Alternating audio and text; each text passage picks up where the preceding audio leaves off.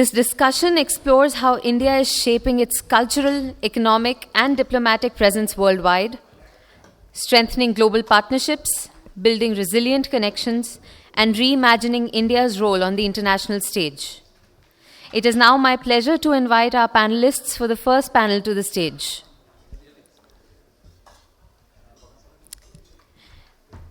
Chairing today's session is Ambassador Vikas Swarup. Ambassador Swarup is a senior Indian diplomat, acclaimed author, TV host, and public speaker with nearly 4 decades in the Indian Foreign Service. He has held key roles including official spokesperson of the Ministry of External Affairs, High Commissioner to Canada, and Secretary West. He is the author of Q&A, adapted into the Oscar-winning Slumdog Millionaire, as well as 6 Suspects, The Accidental Apprentice, and The Girl with the 7 Lives, translated into 47 languages. Joining him on the panel, Ambassador Hervé Delphin. Ambassador Delphin took up his duty in India in September 2023.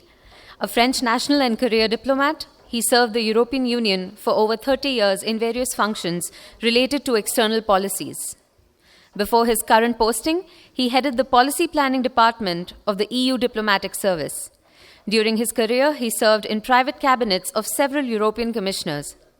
A visiting professor at the College of Europe, he was awarded the French Légion d'honneur in 2014. Our next panelist is Ms. Anita George, an accomplished global leader in sustainable investments with deep experience across emerging markets. As CEO of Prosperity, she drives innovative climate and development solutions. She previously spent over 5 years at CDPQ, where she set up its India office and became Executive Vice President and Deputy Head of CDPQ Global. Earlier, she spent 22 years at the World Bank Group, including 14 at IFC. She holds degrees from Smith College and Boston University. Completing this distinguished panel is Mr. Nitin Pai. A public policy researcher, he is the co-founder and director of the Takshashila Institution, a Bengaluru-based think tank on governance and security. He teaches at Takshashila's graduate program and writes columns on technology and defense in outlets like Mint and The Print. Earlier, he worked for over a decade in Singapore's government on technology policy. I now request Ambassador Swarup to begin the discussion. Well, good morning, distinguished panelists, excellencies, and colleagues. We have just had the privilege of listening to Dr. S. Jaishankar, whose strategic vision has fundamentally reshaped India's foreign policy architecture. So it's particularly fitting that we now turn to examining India's global footprint, the tangible outcomes of the policies and approaches that the minister just articulated. The theme of the conclave, the mobility imperative, could not be more apt for understanding India's position in the world today. We live in an age defined by mobility, the movement of people, capital, ideas, technology, and culture across borders at unprecedented speed and scale. And India, as Professor Happy Mon Jacob noted, sits at the very heart of this global circulation. Consider the numbers. 15.85 million non-resident Indians spread across every continent, remitting, as Dr. Jaishankar reminded us, over $135 billion annually. 21 Indian origin CEOs heading Fortune 500 companies. Minister mentioned 1 million, but my figure says we have 1.8 million Indian students studying abroad, constituting the second or the largest international student cohort in dozens of countries. Indian companies invested $37.68 billion abroad last year, while India received $81 billion in FDI. India's UPI now processes over 20 billion transactions every month, even surpassing Visa. India's startup ecosystem now has 120 unicorns with a total valuation exceeding 350 billion. And Indian culture, from yoga to cinema to cuisine, is now achieving genuine global resonance. So I think these are all dimensions of India's global footprint, which rests on 3 mutually reinforcing pillars. First, diplomatic credibility. The evolution of India's foreign policy, from non-alignment during the Cold War years to multi-alignment today, I think, is described as our ability to engage with multiple power centers simultaneously and is no longer seen as fence-sitting, but as mature statecraft. I think our G20 presidency demonstrated this. We gave voice to the global south while maintaining dialogue with all major powers. Whether it is the Quad, BRICS, SCO, or bilateral partnerships spanning from Tokyo to Tel Aviv, Washington to Moscow, India has shown that we can craft our own path. And crucially, I think in an age of deepening polarization, India has shown that the world needs more bridge builders rather than just bloc leaders. Second, economic dynamism. As the world's fourth largest economy, India has become a source of stability in an unsettled global environment, sustaining high growth and pushing innovation from digital public infrastructure to clean energy. Our second quarter GDP growth of 8.2% at a time when major economies face stagnation, I think is more than just a headline number. It signals global confidence in India as a dynamic market, as a competitive manufacturing base. It reflects the results of structural reforms, the reach of our digital platforms, and the energy of our demographic dividend. This economic strength enhances India's diplomatic heft and enables us to be a solutions provider, whether it is by supplying vaccines, stabilizing global energy markets, acting as first responder in crises, or championing the global south through development partnerships and climate justice. Third, cultural confidence. India's culture is no longer exported through either diaspora nostalgia or cliched exotica. It's contemporary, it's relevant, and it's increasingly influential. Yoga is practiced now by over 300 million people in 190 countries. Indian films and OTT content are breaking into global markets. Indian cuisine is moving from comfort food to culinary innovation. And our 35 million strong diaspora is an extraordinary force multiplier of soft power. But as the Minister and Dr. Raja Mohan reminded us, this expansion of India's global footprint is happening precisely at a moment when the global order is fragmenting. The multilateral architecture that India helped build and championed is under strain. Geopolitical rivalries are intensifying. Technology is becoming weaponized. Supply chains are being redesigned, not for efficiency, but for resilience and political alignment. Migration is now totally politicized. Even climate change, once a shared concern, is now being questioned in influential quarters. The result is a world where cooperation is harder to secure, consensus is rarer, and the very idea of global public goods is contested. This creates both opportunity and vulnerability for India. Opportunities because fragmentation increases demand for alternatives, for bridge builders, for partners who can operate across divides. But vulnerability because our own footprint depends on connectivity, openness, and rules-based systems. So the questions we must grapple with today are not triumphal, but strategic. How do we conceptualize India's global footprint in this era of mobility and fragmentation? How do we leverage our strengths, the diaspora, our digital capabilities, our demographic dividend more effectively? Where are the gaps? What elements of India's global presence remain under-leveraged? And perhaps most importantly, as India's footprint expands, what responsibilities come with it? How do we ensure that our rise contributes to a more stable, prosperous, and equitable international order? To explore these questions, I am privileged to have exceptional expertise assembled here on this platform. Ambassador Hervé Delphin represents what is arguably India's most important economic partnership, the European Union. He can offer insights into how India is perceived by a major democratic power center that is itself navigating questions of strategic autonomy and global engagement. Anita George brings a unique perspective from global finance and corporate leadership. She understands how capital flows, how infrastructure gets financed, and how India is perceived by global investors and institutions. And Nitin Pai has been at the forefront of strategic thinking on India's role in the world through the Takshashila institution that he heads. He understands technology, geopolitics, and the evolving nature of power in the digital age. So thank you for being here. Now I'll ask each of our panelists to offer 5 minutes of opening remarks, and then we'll move into a moderated discussion before opening up to your questions. So with the old adage of ladies first, let me begin with you, Anita. Now from your vantage point at CDPQ Global, the World Bank, and now on the Tata Sons board, you have seen India's economic footprint from multiple angles. Could you give us your opening thoughts on how India's economic presence globally has evolved and where do the next opportunities lie? Thank you so much, Vikas. As I mentioned to you coming up the stairs, it's really a privilege for me to be here on the same stage as my fellow panelists and Ambassador Swaroop. I want to start by actually congratulating India's World. You, for me, are a great example of the evolution and the influence of India globally, and I really hope that all your dreams come true. So thank you for inviting me here. From my several years, 37 to be precise, of my career of working in investment across the globe, I've seen really a huge evolution of India, not just in terms of the reality on the ground, but also in terms of the perception of India globally.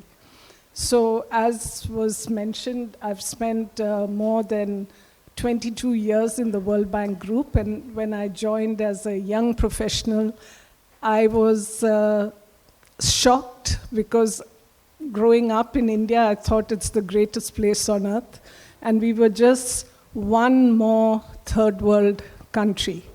I should say that often the word India and risk was so intertwined that as young investment professionals, we spent a lot of time really talking about why India wasn't that risky. From there, we've evolved to a, I would say, position where India is still risky, still perceived as risky, but there is always soon after the huge opportunity that India presents. And I think this evolution has come about really by doing, where India's competitive advantage lies. And that's, believe it or not, in execution in select areas. So I'll talk a little bit about solar because I have the privilege as part of the International Finance Corporation to have financed India's first megawatt of commercial solar. And from there, back in 2008, 2009, as they say, we've come a very long way with almost 200 gigawatts of solar deployed. And the influence that this has given us globally, recently I was at an event of world parliamentarians, global parliamentarians talking about climate change. And without an exception, every single one of them spoke about how what India has done in the solar sector is really a role model for the world to see. So I think this execution where we've actually pushed the envelope of energy transition is a great one for the world to see.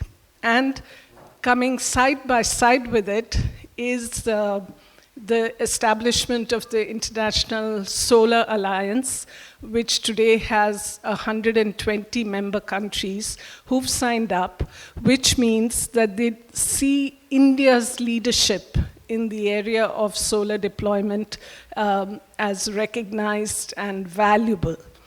And this is where I see the transition from being the sort of software providers to the world, really starting to become the world model providers in terms of business models. And that's an evolution that is very palpable and well understood. On the risk side, if I may say something, we feel very proud that India has achieved so much, but one of the biggest deterrents of investment is uncertainty.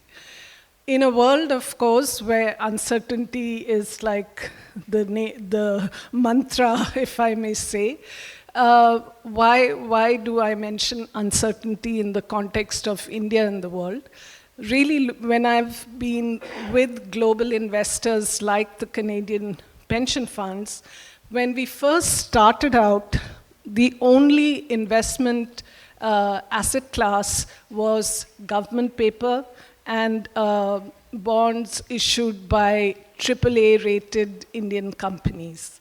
Now we've gone from there to about $100 billion of investments just from Canadian pension funds and large private equity funds, where the investments are in infrastructure, real estate, private equity, which is also supporting a lot of manufacturing, healthcare, etc., as well as fixed income instruments.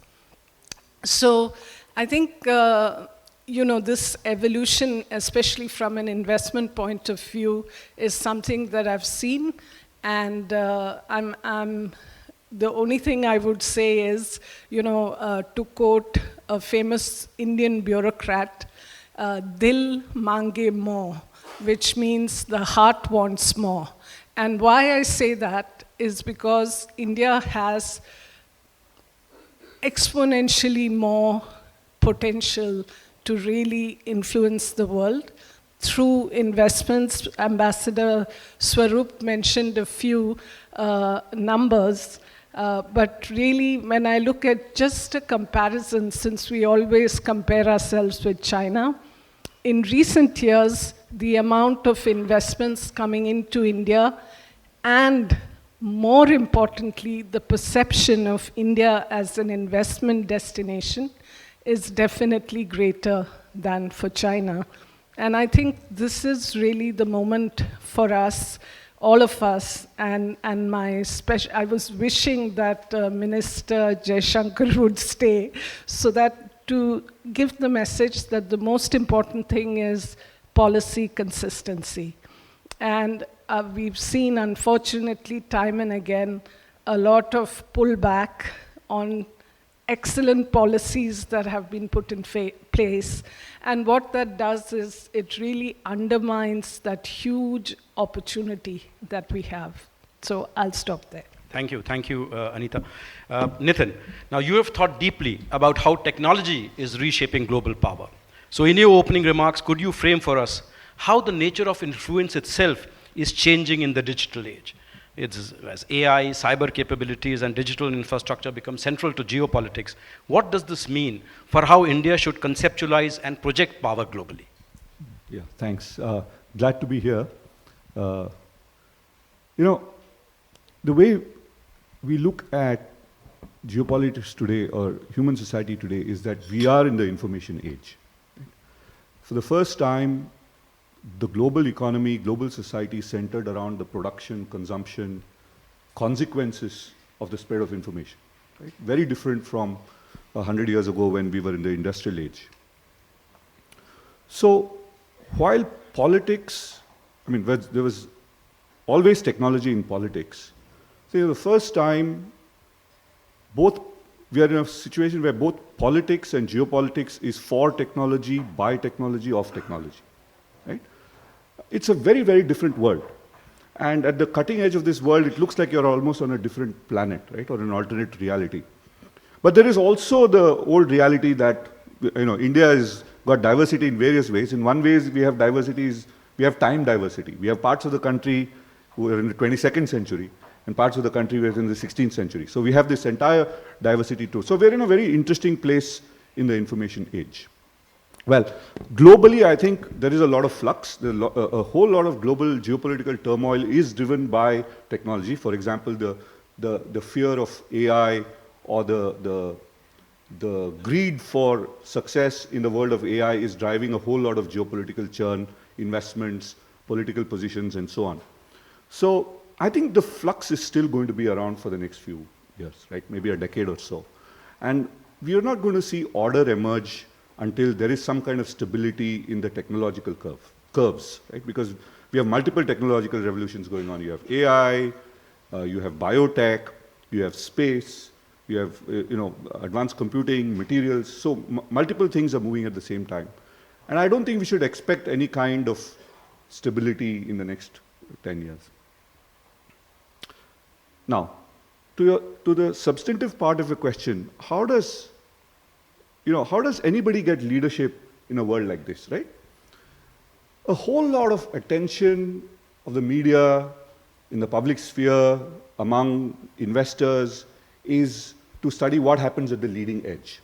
There was a journalist who asked me a couple of days ago, why isn't it that India doesn't have its own world-leading LLM like the United States and China do? And my question was, why should India have that? Is that a race you want to run?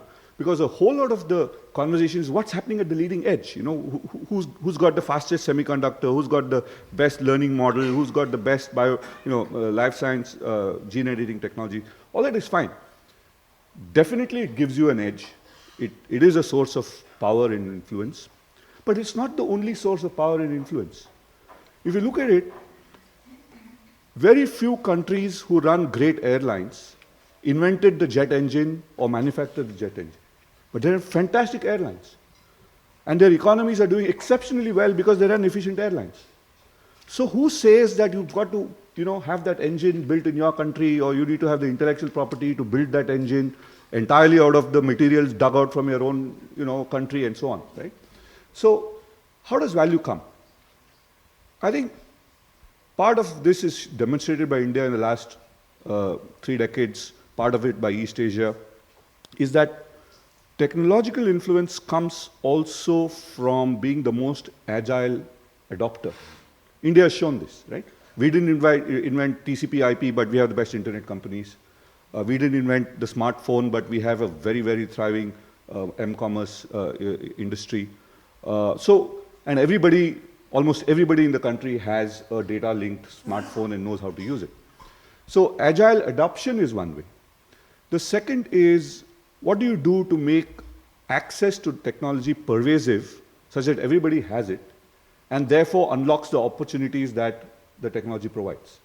Like imagine India with just say 100 million of us had a smartphone and 1.4 billion or 1.3 billion didn't, right? As opposed to a world today where more than a billion people, maybe 1.2 billion people have working smartphones, right? So the opportunities available to everybody expand dramatically when technology is diffused. So influence also comes from being able to diffuse technology. And third, and this is another story of India, it comes from being able to help other countries to do the same. And Indian companies today help other countries build great technology, innovation, and we talked about mobility people. The people could be, I like one of the wonderful points which Dr. Jayashankar mentioned. And I've been saying this to my American colleagues for a long time. They always used to go on and on about H-1B visas and also. I said, look, I live in Bangalore, right? If you have caps on H-1B visas, the only bad news for me is my traffic gets worse. Because all those guys who would probably work in Silicon Valley or in Boston now work in Bangalore.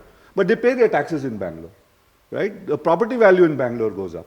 So it's a great story for us in Bangalore. It's a great story for us in India. It's bad news for you because that job doesn't go away. The job just shifts to Bangalore, right? So you have, in the last 20, 30 years, India's ability to help other countries be innovators, adopt technology, diffuse technology, has been a great source of influence. So I think we've got to take a sort of all answers are correct perspective when we look at India, right? Because the fixation on leading edge, on this gold rush mentality, I mean, gold rush and snake oil are Californian inventions, right? So, this gold rush mentality takes you down on a path where you might be chasing things just because other people are chasing it, right? So you've got to think for yourself. Very, very interesting ideas, Nitin. Ambassador Delphin. Now, the India-EU partnership has deepened considerably, but Europe is also grappling with its own questions about migration, strategic autonomy, and economic security. So could you share your opening thoughts on what the EU sees in India as a long-term partner, and where you see the greatest potential for deepening this relationship? Thank you, Ambassador Svarup, and thanks to Anita and Nitin for the really thoughtful introductory remarks. Thanks to Professor Pimon Jacob for this great event today on the mobility imperative. I wanted, of course, to discuss about some elements from your question, but had this sort of running thought, talking about mobility, and of course, we will discuss certainly about many aspects of the EU-India relations and trade, that probably traders and diplomats were the very first ones to experience mobility in history.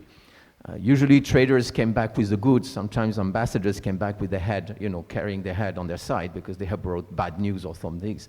So thankfully times have changed, but I think for diplomacy it's all about mobility and creating the links and the circulation of ideas and creating the opportunities. And in that respect, I must say the Indian European diplomacy has been doing very well in the very past years. This has been a moment of what we call the European-Indian moment that is really shaping up. We're really looking forward to the EU-India summit in January. There's been a step change, I would say, in the way we engage with one with another. This is the result of a mix of circumstances, strategic compulsion in seeing each other as complementary, offering each other's opportunities, offering each other's scale, offering each other's predictability, and offering each other's, I would say, a sense of a long-term engagement. So we are not shorting each other's. We are not in the sort of hedging. I don't really like the word hedging in that sense. I think one has to be really a bit more strategic in when you refer to the EU-India relationship. The other element is that it's quite comprehensive in its nature. I mean, the EU-India relationship as somehow is long in the making, in sort of but now it's really coming to age, coming to fruition, and I think that has to do with both sides recognizing the strategic interests sort of are converging more than ever. And some might consider that it's just the product of the geopolitics of today, but I think it has been developing over time, and this progressive convergence is what has been driving, in a way, the agenda and where we are now today. What I think is people would probably not always see it is how much the vision of the world that both India and Europe have is actually convergence. In the way you talked about technology, I think we believe in access of technology to the largest. We have a human-centric approach to technology. We are for technology with a large governance and not captured by either states or big tech. So I think that creates a platform of engagement at the global level. Anita, you referred to investment and solar energies. I mean, EU itself is a construct of mobility in the first place. I mean, the single market, the EU construct, is about mobility of people, mobility of goods, services, and capital within an entity. And it has been a positive sum game by a large extent. It's still untapped. There are still ways of improvement for the EU. But it shows that mobility is clearly a winning formula. On that account, the EU is also been driven, its DNA is about openness. And nowhere else than in trade you would see this. And today, more and more partners are coming to the EU and to engage in negotiation of FTA, which actually we have concluded a few in this year, and we look forward to concluding another one, an important one for EU and India. But it's also about investment. The EU, collectively, member states, I think we were one of the largest investors in India. And it's not any investor. We are not a portfolio investor looking for quick returns. We are a long-term investor. We are investing in what we see is the great potential of India, because we also value India as a shaper of the future world order. And specifically in the decarbonization, in the rolling out of clean energy, India is clearly the front line. It's clearly where the things we can do a great difference here. So that's the reason why you would see more and more European investment directed towards clean tech, but also supporting what India is doing. You refer to the International Solar Alliance. The European Union has been one of the first and strong supporters. We are financing the International Solar Alliance. So it's a mix of this business, a mix of this business, global governance, and also strategic interests that all come together. So I gave just a few examples, but there are many more. I could also refer to security and defense, to trade, to other global commons where we feel that we are on the same page.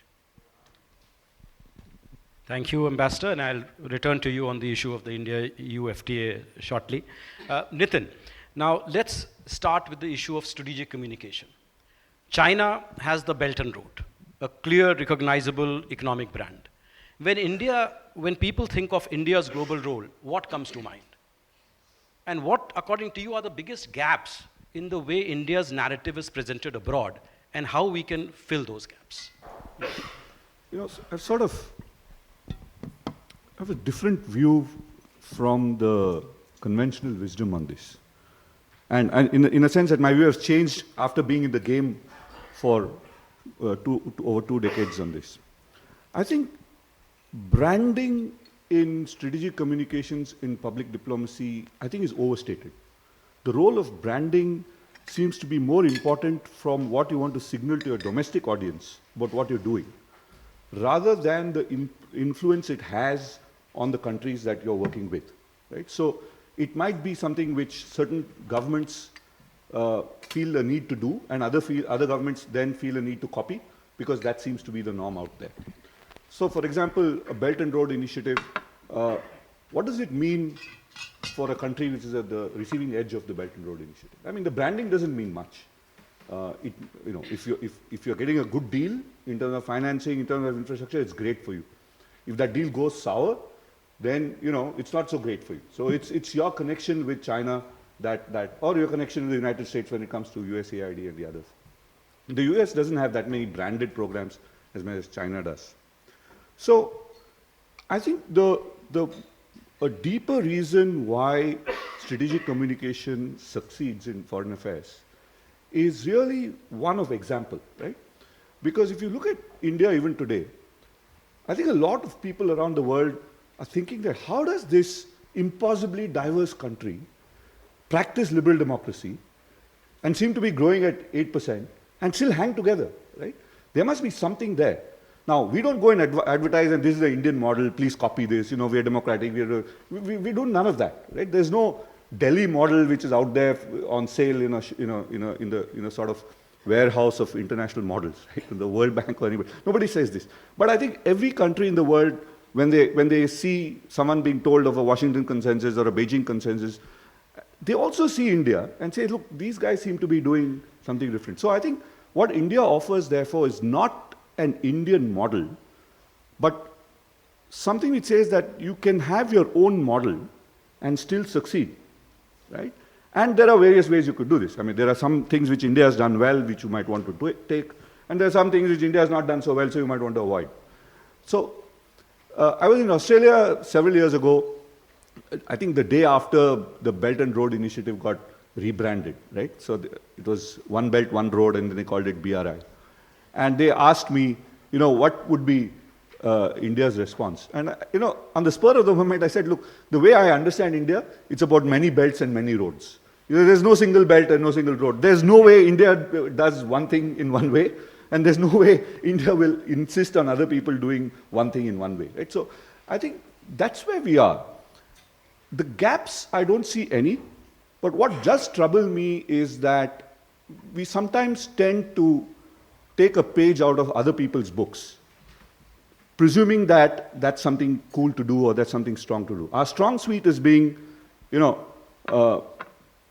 not exactly quiet, we are quite vociferous, but not being aggressive about how we pursue things, right? The tone and the language does not have to be aggressive. You know, you can be peaceful, you can be nice, you can smile, and still push hard power the way you want. Anita, following on from that, let's still stick to the Belt and Road. Now, China has invested, what, $1.3 trillion in the Belt and Road since 2013. Now, India is also positioning itself as a partner for the Global South through Exim Bank, infrastructure projects, technical assistance. But, you know, our financial capacity is a fraction of what China has been able to deploy, and even what the World Bank and other traditional donors can mobilize. So given these financial constraints, what's the best and realistic pathway for India? I think I agree with Nitin's point about India's model. Really, I mean, at one level, capital is important. Providing financing is important. But where I see potential for India is actually doing it the Indian way or differently. When I look at it, the quiet experiments that are growing, so like the International Solar Alliance. So out of the 120 countries, 46 are African countries. And here it's, yes, ISA does provide some capital to a lot of the African nations for first-time type projects, floating solar or distributed renewable energy. However, I think what really, when I look at it from the other side, from the country's perspective, the importance is in terms of the experience on the ground that India brings. So the fact that we've actually deployed 200 gigawatts of solar is what's interesting to the countries from Africa. The second is the fact that our balance of plant costs for a solar plant is probably among the lowest in the world. So scale has given us the advantage of cost competitiveness and affordability. And the third is everybody knows that it's very tough to do things on the ground. And that's what the Global South appreciates about us, is that despite those difficulties, we've managed to scale, we've managed to make these technologies affordable, and we have the wherewithal of taking it across the board. And ISA is not the only example. You have CDRI, which has 50 member countries, which is the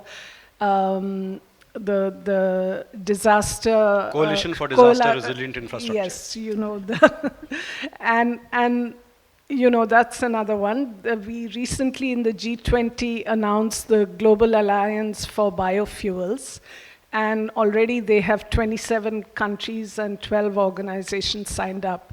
The reason why, I think you mentioned the changing world of multilaterals, and having spent 22 years of my life in one, I think where I'm seeing a change is institutions in the Global South actually evolving and providing solutions which are not just mobilizing capital. I'm not saying that's not important, but look at what ISA is doing. So my firm Prosperity helped in organizing and structuring a global solar facility, where the first facility that's taking off is in Africa. It's the Africa Regional Solar Facility.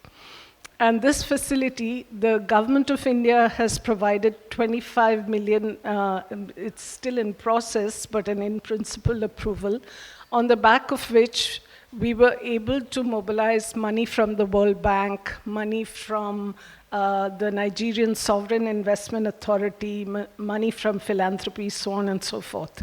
So what's unique about the 25 million? One, the government of India was the first to say, we'll put money where our mouth is. Second, it's junior equity, which means that it's taking a first loss. And as always, there are questions like, why should we do it? But I think that 25 million has given us global leadership. In fact, the World Bank followed ISA announcing their Mission 300, which is to connect 300 million Africans by 2030 to electricity access, something which ISA had already mobilized and acted on and is a front runner in that initiative. And recognizing that, the World Bank has come in and supported them. But I feel that we can do so much more. Also, Indian companies. So for the first time, Power Grid, which is the big transmission utility in India, has won a contract for transmission in Kenya. And the way this happened was that there was an African fund which was developing the project and invited companies like Power Grid and other companies from the global south to come and compete. A third point where I think, again, India can play a very effective role. So recently I was in Japan with the Minister of Petroleum and Natural Gas, and we had a roundtable of Japanese investors. And one of the feedback we got was, yes, we are very interested to come and invest in India in the energy transition sector and efforts. However, we also want to invest with India in Africa. So here's, I think, another potential for India to play a very critical role, not with a gazillion billions of dollars to countries, but really using our capabilities, our on-the-ground experience, our ability to scale technology, make it more affordable and therefore more accessible, our understanding of what it is to work in difficult markets, and to take that to the rest of the global south. So that's really where I see India's influence evolving over time. Yeah, so what you're saying is financing is not a constraint, it's the platforms that you build which allow this scalability and cooperation among countries such as ISA and CDRI. I'm not saying that financing is not a constraint, it's always a constraint. But we can find partners, as we have found with Japan, for instance, the trilateral funding mechanism for Africa. But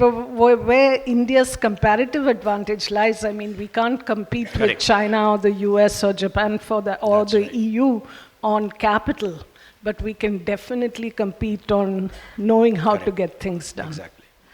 Ambassador Delphin, now the India-EU Free Trade Agreement has been negotiated on and off for more than a decade. So please share with us, what is the latest status? Are we really going to cross the finishing line this time? What are the constraints? Do we have the political will on both sides to finally get this done? Thank you, Ambassador Svarup. It's probably the question I've been asked the most. Yes. No surprise.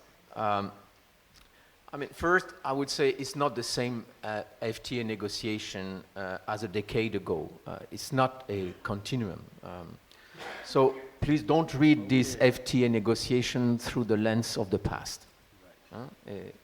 It is a FTA negotiation that I would say reflects the new normal of geoeconomics. It was relaunched in 2022. So I like to call it EU-India FTA negotiation 2.0. And I think as I indicated earlier, I think there is a growing sense of shared necessity and complementarity articulated by the EU and Indian leaders during the visit of the European Commission earlier this year, when the college met with the cabinet of India, led by Prime Minister Modi. And I think, of course, there is a sharper sense of saliency because of the tariff wars that is going on, the tariff offensive that we see. So I think this is an FTA when there is more than trade. Let's put it that way. Again, there is a strong, very strong case, as I mentioned, because in terms of scale,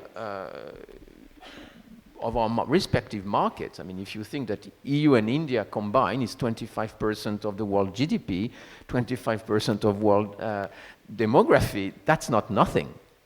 So if you create an FTA between these two entities, that has a bearing. That has a bearing. So of course it's a way for us of de-risking this very fraught environment of economy, of the world economy. There is an element of predictability because it's rule-based, it's WTO compatible. It's not something that you'd give and take on a whim. It's not like, you know, a bilateral trade agreement that has nothing to do with WTO. And it is a long-term benefit because the history of European FTAs with any partner, and you can check that with any partner, is a win-win.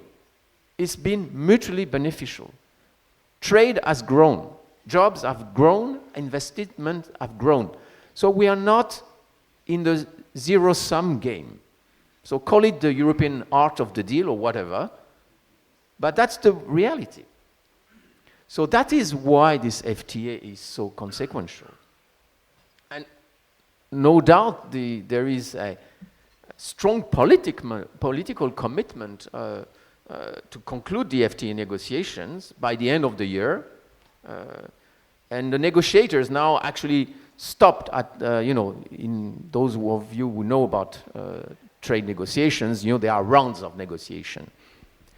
So there's been an agreement between the European and Indian negotiators. Let's stop with the rounds. So I think we stopped at 14. 14 is a good number, I understand, in India. So we said, let's stop at 14. Now we are in a continuous negotiating mode. And this is what's happening, actually.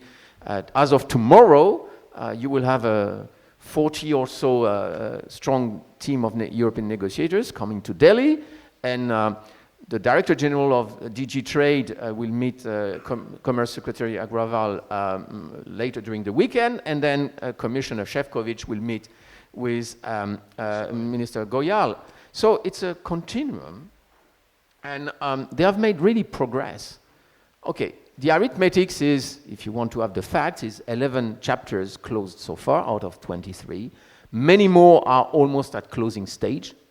Of course, there are still remaining gaps and important ones, issues to be bridged, market access for cars and steel, some aspects of services and investment, technical barriers to trade, as well as issues related to CBAM. I learned that in India, the CBAM has sort of taken some prominence. And this, of course, necessitates further discussions, including at the political level. But look, the one thing which is very abundantly clear, unequivocally clear, is that European business, and actually for that matter, Indian business, say, just get the deal done. Just get the deal done. So the business wants it. It's not just the European business, the Indian business wants it. So I'm quite confident with both the leaders on both sides and the business pushing really hard that the negotiators will have no other way to cut a deal. And they will make the necessary adjustment and it will be a great deal. The kind of great, like block letters, great deal. And that will be not just be about FTA. We are also negotiating an investment agreement.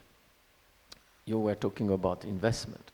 So I think this is another element which will come and follow that is very important. We are negotiating a GI, geographical indication, which is very important also for Indian agriculture products. You're supporting the GIs, so do we.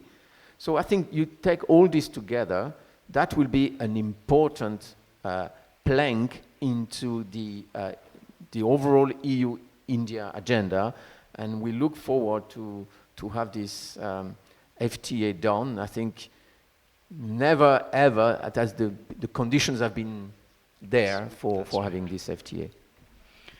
Nitin, now to sustain this engagement across multiple regions simultaneously, from the Indo-Pacific to Asia to Europe, requires serious diplomatic and bureaucratic infrastructure. Do you think India has that infrastructure? And what are the most critical institutional gaps that could constrain India's global ambitions? Yeah. So many years ago, I used to work for the Singapore government, and I used to admire the guys on the other side because, my department was doing one thing, and there were 40 of these things, and the guy on the other side in India was in charge of those 40 things. So that's the kind of scale between ASEAN and India in terms of differential capability. But I think, there is definitely an argument to increase the size of our civil service, whether it's IAS, IPS, judges, foreign service. We are massively understaffed at the union level, at the state level, right, and at the local level. There is a case to increase government employment, right? For various reasons, it's stuck. It doesn't proceed at the pace that it is, but we have to increase it. There are very creative ways to do this, though, right? One is to bring in external consultants, industry experts into the game. And for example, in defense, one of the low-lying fruit is to get military officers into defense, right? There is no reason why a brigadier can't be, a good, after training, of course, can't be a good official in an embassy, right? Can't be engaged in diplomacy, which is just outside defense matters. It could, negotiate. No, we have taken many defense officers actually in the MEA. Yeah. So I think that number can increase, right? So you have a lot of people in police, in defense, who can play these roles because they are very smart people, right? The other thing which I think was very nice is what Ambassador Delphi mentioned, is I think the way the process of government, the way it used to happen is changing, right? Rounds are an artifact of the time when travel was difficult. So you would have one delegation which had to, go onto a ship or a propeller-based plane, go to the way, the Bretton Woods agreements were done. Their delegations would go and live there for, 2-3 weeks at a time, negotiate and come back, right? And so you had to have rounds because that was the way the economy was. Now you are on WhatsApp. There's no logical reason to have formal rounds. You can have them as punctuation, as benchmarks to see where progress is going. But the old system of negotiating on rounds, etc., is gone, right? So if you can reinvent process, you can reinvent using tech, using what we know now, you can reinvent the way you do negotiations. You reinvent the way what capacity means. And I think to some extent it's happening in India, but I think there is... We have the Dean of the Foreign Service sitting here. The latest batch is 52. Yeah. When I joined the Foreign Service, we were 12. Right. So there is that change which is happening. But I think as a citizen, I would always feel that the government is not changing as fast as society and the economy. I wish it would change faster. But I'm also conscious of the constraints there are for governments to change. Anita, now global supply chains are being reshaped through friendshoring, diversification, new risk calculations. Yet India accounts for a relatively small share of global value chains compared to countries in East and Southeast Asia. So what would it take for India to have a bigger share in these global supply chains? Because 70% of world trade, we all know, moves through global value chains. I think that's a very relevant and important question for India's growing influence globally. And we are nowhere in terms of the global supply chain. However, I think that's partly because India itself needs a huge supply chain where we had dependencies which no longer, especially in emerging areas like solar, as I mentioned, a lot of the clean tech industries like EV, batteries, etc. So, and in that sense, India has the same issue as the US, that we are ourselves such a big market. So before we think of exporting, we are really thinking of meeting our own needs and substituting a lot of the supply chains that have been affected by geopolitics. Now, having said that, I run a small little fund of just $220 million. 90% of our pipeline of companies who we are evaluating to invest in want to go abroad. They are truly looking at global markets. And it's so inspiring for me to see 30-year-olds who have built a business, a profitable business, and now are saying, okay, I might be number 1 or number 2 in India, but I want to be number 1 in the world. And so that ambition, that entrepreneurship, if we can really sort of grow that, I think we will, without being very planned and systematic, actually end up influencing a lot of the supply chain shaping. And a big advantage that I see, which I hope India can tap into, is that we are no longer just doing software or a combination of software and hardware. What I'm seeing, like if you take smart meters as one area, the whole use of data, AI, to be able to actually do multiple things, not just measure electrons, is really mind-boggling. And Indian companies are, just by doing and by the scale they've achieved in India, being able to take this to Southeast Asia, to Africa, to Latin America, etc. One area where I think the government can really help is that, and maybe Ambassador, because you're part of the IFS group, is it's so painful to export from India to, say, Africa. So we had in our pipeline a solar pump company, which has one of the most water and energy efficient use case. And they wanted to go into Africa after having established their base in India. But it was so painful for them to export to Kenya, for example, that they decided to set up another manufacturing plant in Kenya, suboptimal, but so much less hassle. So, I'm just giving you an example of a few such examples to demonstrate that there's so much more we can do from a policy point of view to really enable Indian entrepreneurs and companies to go overseas and supply. Thank you, Anita. I think we'll take note. Yes. Yep. Last question to Ambassador Delphin before we open up to the audience. So let's talk about talent mobility, because this is the theme of this conference. Europe has aging demographics. India has a demographic dividend. But we both know that migration has become a very politically sensitive issue all across the world, and particularly in Europe. So how can we design a talent mobility framework that's mutually beneficial, but also politically sustainable in European capitals? I mean, demographics really, I would say, cut at the core of societies and economics and politics. And in a way, it can be both a great dividend and a great divider. It can be both ways. And we see it all around the world, actually. For Europe, of course, it represents a formidable challenge if you think of the shrinking labor force, if you think about the erosion of the taxpayers' basis or the growing strain on welfare systems and pension schemes. So no doubt about that. And there are also different dynamics between, urban areas and rural areas. But sometimes people also tend to think only this way, and I think that there is a matter of adaptation because there are new economic opportunities.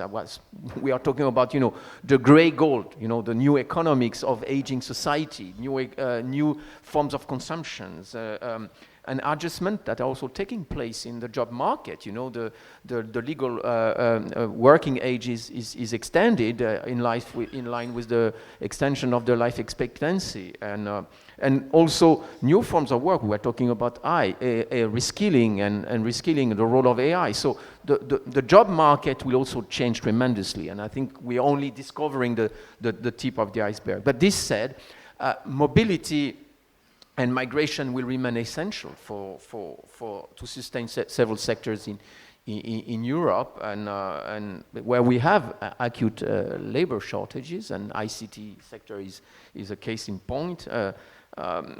India has been a growing supplier of skilled professionals, and And I think if you look at the figures, it's quite impressive. I had here some data. I was like the EM. I did my research with data. There has been a tenfold increase in the number of Indian migrants in the EU since the 90s, and so now it's about 825,000 by the end of 2023, and I'm pretty sure the figures for 2024 and 25 will only be in the higher hand. And the main drivers of this migration is employment and education. So Indians are the largest beneficiaries of and recipient group of what we call the EU Blue Card, which is a system of temporary jobs, and it's not the green card, it's the EU Blue Card. So India alone represents almost a quarter of it's about 21,000 Indian workers that could benefit from this, and it is really a premium opportunity for quality jobs. We have 7 EU member states which have a bilateral migration and mobility agreement, and there are more incoming. We see the mobility of workers as a cross-cutting enabler for the EU-India partnership.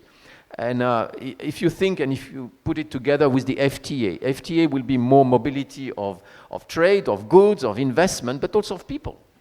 So this will come naturally. The FTA, I want to say, will not be the main vehicle for a mobility scheme. We do have what we call Mode 4, which relates really to specific conditions, short-term stay for certain specific category of highly skilled workers. But we are negotiating and we are discussing with India a legal gateway office for fast accelerating and the mobility between for Indian workers to come to India. We are also discussing a comprehensive framework for mobility. So we are putting, I would say, different elements together. I wanted also to give also some elements that have to do with students, as I said. There are over 90,000 Indian students now in the EU. It's a growing cohort. And they really appreciate, I referred that, I don't know who, was the EAM corrected, it's not just about the Anglo-Saxon countries. It's also about Europe as a whole. And what you see is increasing attractiveness of the European countries for Indian students, because you have affordable, high-quality education. You can have the opportunity to learn foreign languages and take it. It will increase your skilling. It will increase your employability. So don't take it just as learning a foreign language. It's part of the skilling. And you have also the possibility for any Indian students as part of our European exchange programs, whether Erasmus or Marie Curie for PhD, the possibility to stay in 2 other countries. So visiting, increasing your sort of cultural experience. So these are what I would call the people-to-people bonds that will also be an incredible important part of the EU-India agenda. And if you think also of other elements of, now we have even put in place what we'll call the Schengen visa cascade. For designated categories, which have an established category, they can receive longer-term visas. So that will be also an enabler for mobility of researchers, of businessmen, of students, and so on. So we are putting in place at the European level, I will say, the enablers of this mobility. Maybe just a last thought. If you look on the reverse, because I think mobility should be seen as circular mobility. It's not about brain drain, it's about brain gains, and this can only be if it goes 2 ways. The number of European students in India at present is quite minuscule. So indeed, there is a possibility to explore for European universities and campuses to come to India. I think probably a more enabling and more attractive model needs to be designed, honestly. I think that should be the work for the future. And also in the tourism, we have more and more Indian tourists coming to Europe, but also European tourists represent about a fifth to a quarter of international tourists coming to India. So it's another dimension of mobility, and it's not just about you create bonds, you create references, you create cultural curiosity, affinities, but also it creates also its own economy. And I think this is all these arteries of mobility that needs to be looked at when we look at the EU-India relations. Thank you, Ambassador. We have about 10 minutes for questions, so Ambassador Sajanhar. Thank you very much. Thank you very much. Please, to whom is the question? Yeah, absolutely. I'm going to do that. My name is Ashok Sajanhar. I'm former ambassador of India, and in fact, to a few countries in Europe also. So I'm delighted. I have one question to Ambassador Delphin and one to Nitin, if I may. So to Ambassador Delphin, or if I could just make a comment before that, you said we have 7 agreements, mobility agreements with the EU member states.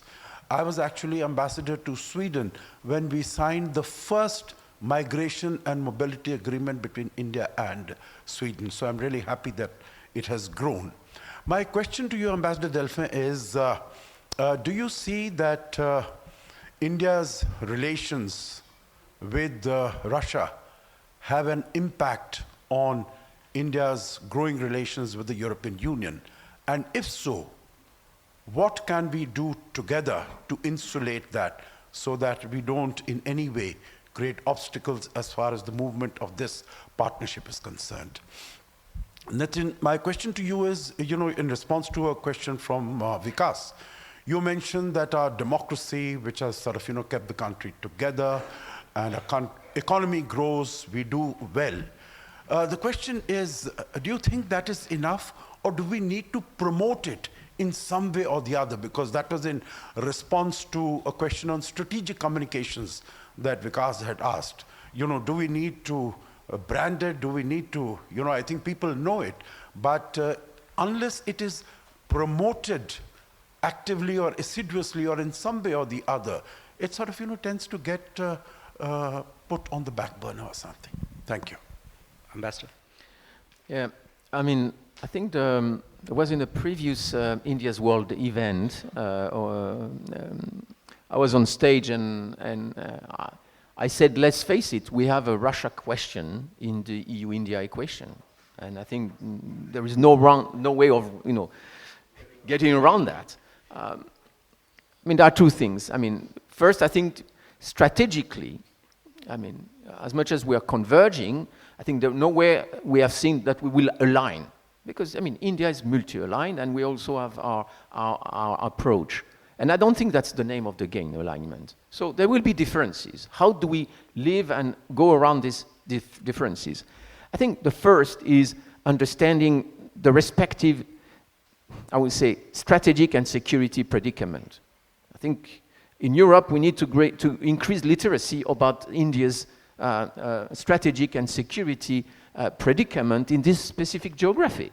And I think, if seen from Europe, it's not always evident. And I think this has developed.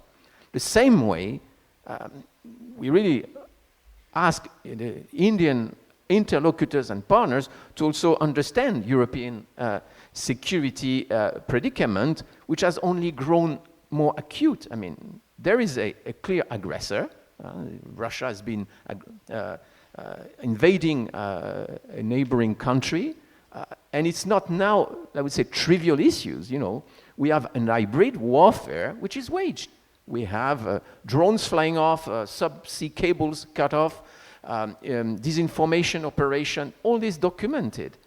So this is, Russia is an aggressor not just towards a country which has invaded, but has really declared itself hostile to Europe's interest. So I think India has to factor that in, and I think we would, as much as European, countries will never do anything that really harm the core security interest of India. We would expect that India does the same towards the European countries. And I think this is in that space that we can create a conversation where we can sort of manage our differences. By the way, the EU has grown its relationship with India in the past years despite the Russian question. So it's not that it has held back, because you could have said, oh, because there is a Russian question, we do not grow that. So I think it's something that we need to continue to discuss. I've seen how much heat there was about the publication of an op-ed by my European colleagues. I can tell you what they say is the facts. I mean, you may argue, you may dispute, but these are the facts. I mean, it's a very famous Russian that said facts are stubborn. Yes, they are stubborn. There is a country which has invaded another one, and that represents a threat to Europe. So that is a reality, but that doesn't mean that for EU-India that we cannot work together. And I think there is so much we can do, but the understanding of this security predicament we both face need to be really at the core of the relationship.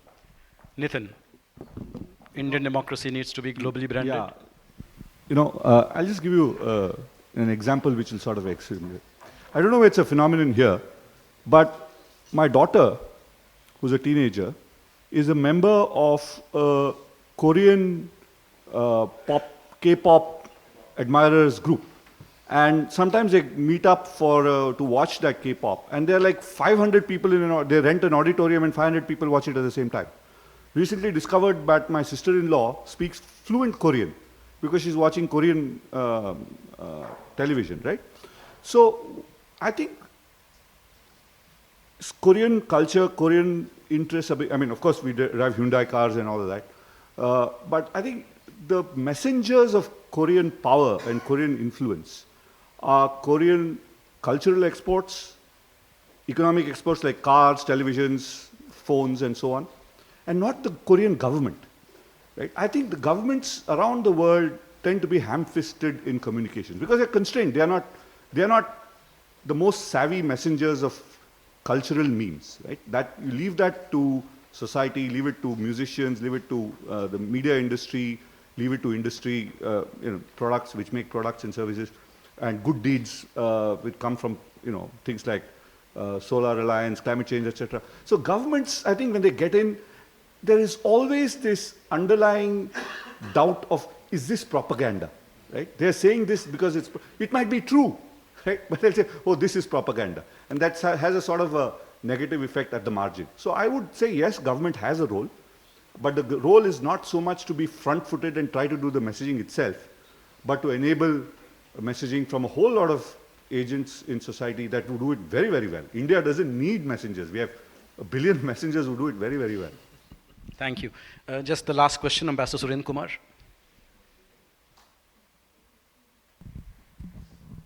Mr. Nitin Pai, you talked a lot about technology. Elon Musk has said in 10 years, 20 years down the line, we won't need money, we won't need anything. The world will just move like that. As a technology man, do you think that kind of world is possible, and would you like to live in that world? Second is telecom. We have been talking about revolution in India. We have 1.2 million mobile phones. We are exporting iPhone. I don't know how many of you know how difficult it was for the Indian government to accept the technology.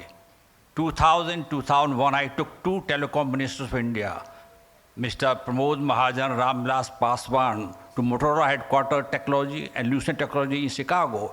They were giving demos, and they were both ministers were very reluctant. They were saying, you don't know, we have 375,000 people working in telecom. They will go on strike, there will be political fallout. It's very difficult for them to accept. As Consul General Chicago, I was allowed to have phone, mobile, but when Mr. Advani coming as Deputy Prime Minister, I said, I need 6 more officers. They said, no.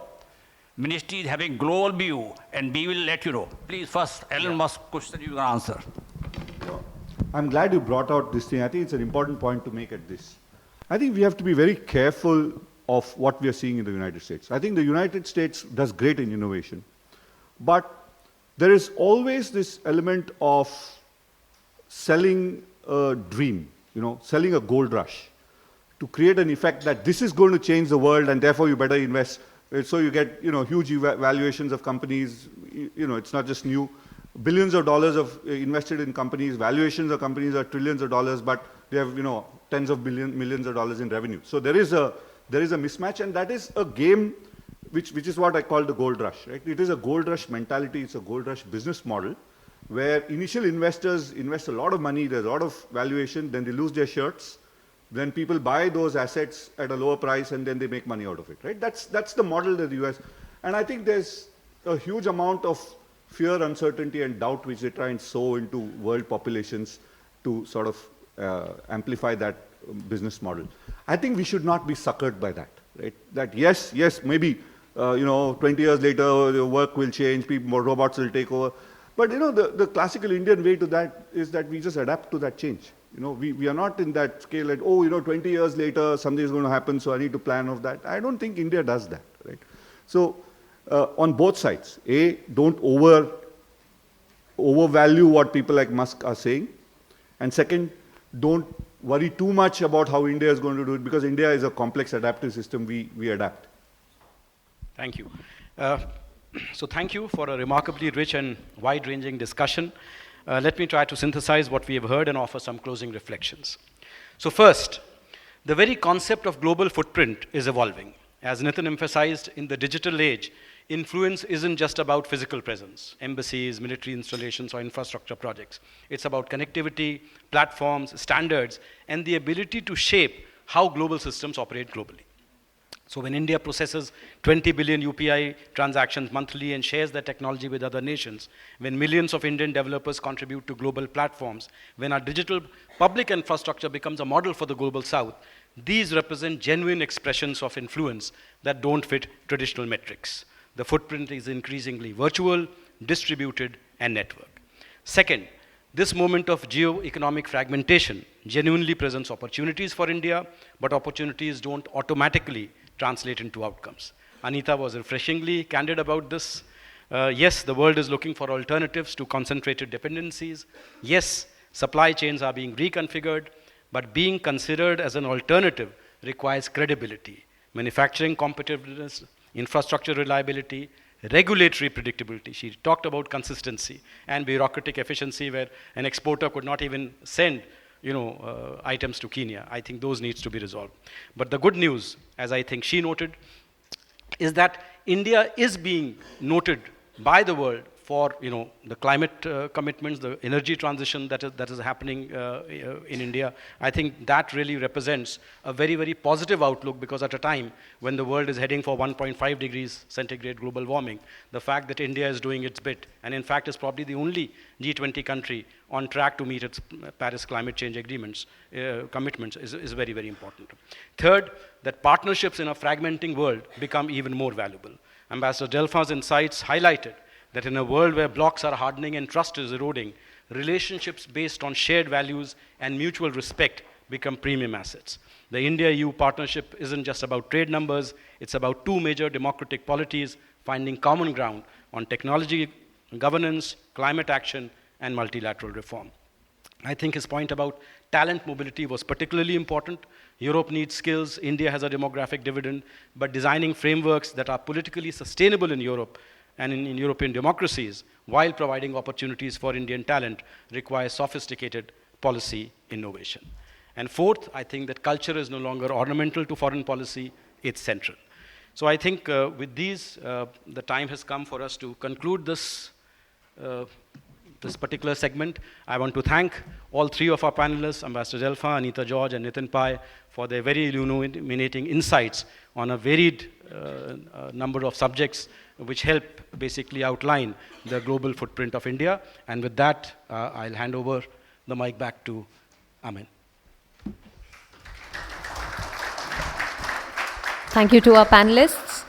I would now like to invite Dr. Junjun Sharma Pathak, head of, my bad. We would actually like the panelists to take a picture with the India's World magazine.